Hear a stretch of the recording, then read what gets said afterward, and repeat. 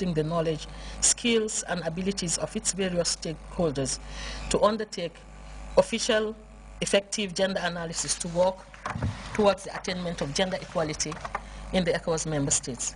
The manual places emphasis on specific areas where women and men need to acquire knowledge and skills to enable them to make gender analysis, plan strategically, as well as integrate gender issues into programs, enable them to have lobbying skills, and also strengthen the resolve of the stakeholders to make gender a priority dimension of our development efforts as a people and as an economic community. The toolkit contains 10 models which have taken into account important and emerging issues. Contained in the training package are models on gender, biodiversity, climate change and sustainable development, gender-based violence, gender and citizens' participation, gender-responsive planning and budgeting. But why gender and climate change in particular? Because climate change disrupts social equity and balance and thereby exacerbates gender disparity. In this case, worsening the position of women where there is great dependence on natural resources. For example, the time spent on fetching or looking for water and firewood. The need for climate change adaptation strategies to factor in gender considerations, specifically the disadvantage of women and the intensification of hardship in their traditional role, cannot be overemphasized. A statement from the Office of the Vice President and Ministry for Women's Affairs acknowledging the significance of the tutorial revealed, the Gambia under the starship of President Jammeh registered significant gains in promoting gender equity and equality. A proof of this was the enactment of the Women's Act 2010 and the Gender and Women Empowerment Policy 2010-2020, meant to empower women. If we are to succeed in our fight for gender equity and equality, we should give priority to capacity building. By so doing, we would not only bring about the requisite behavioral and attitudinal changes for sustaining the fight against gender disparities and inequalities, but would also empower women and men to make informed choices and decisions concerning their lives and society in general. Capacity building also has the potential to strengthen us in our daily struggle to bridge the gender gap and create ideal and enabling environment for our women folk to be empowered to live dignifying and fulfilling lives. The 4-day forum for the strengthening of capacity of gender units, individuals and institutions to understand the development dimensions of gender equality and how gender can be mainstream in development policies and programs is important for many reasons. Empowering women by providing them with the knowledge and competencies and skills will enable them partake in planning and decision-making to mitigate climate change hazards, especially at local and national levels. For GRTS News, I am Fatou Jassi. In its drive to help support the less fortunate in the country, the Social Security and Housing Finance Corporation, under its Operation Promote Investment in Education, Agriculture and Health Project OPIA, Wednesday presented over 15 bags of coast to 14 flood victims from Banjul, Kanifing Municipality and the West Coast region respectively. Famara Fofana reports the donated items form part of the Social Security's Njaba Kunda farm produce. And Housing Finance Corporation fulfilling one of its corporate social responsibilities.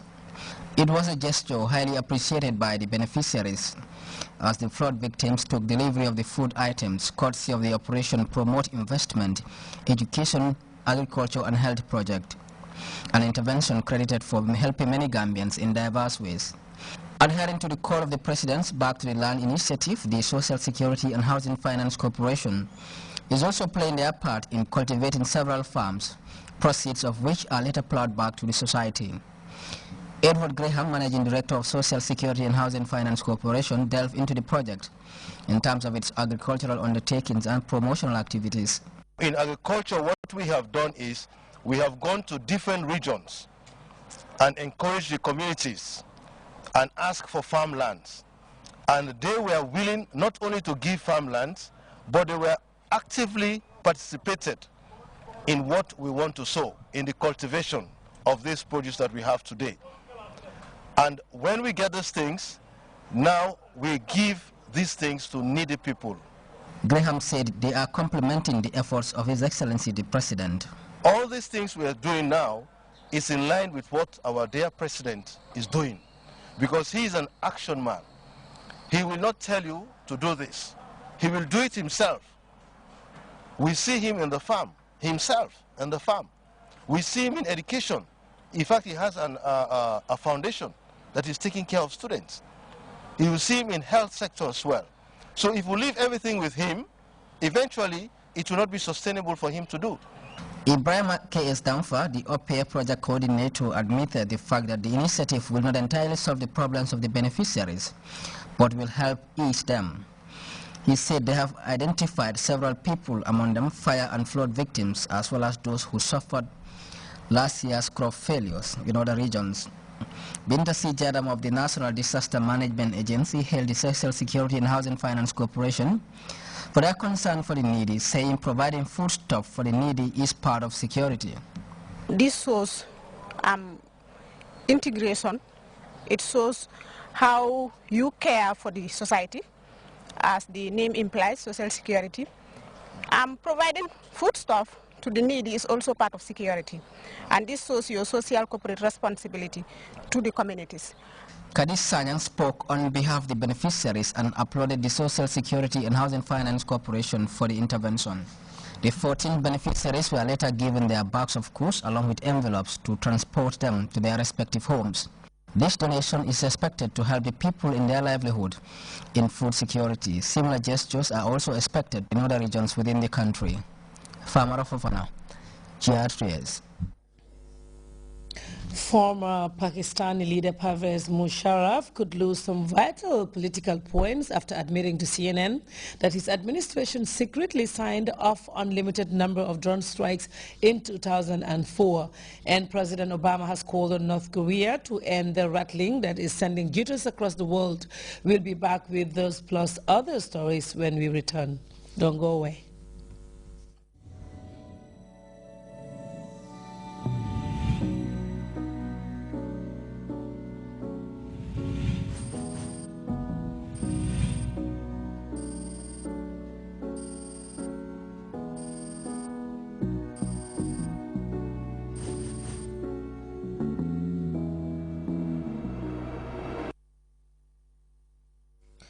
Welcome back to the news. A Pakistani liberal candidate in next month's national election was shot dead in Hyderabad. Farooq al-Islam, a member of Pakistan's most secular political movement strongly opposed to the Pakistani Taliban, was killed on his way from work.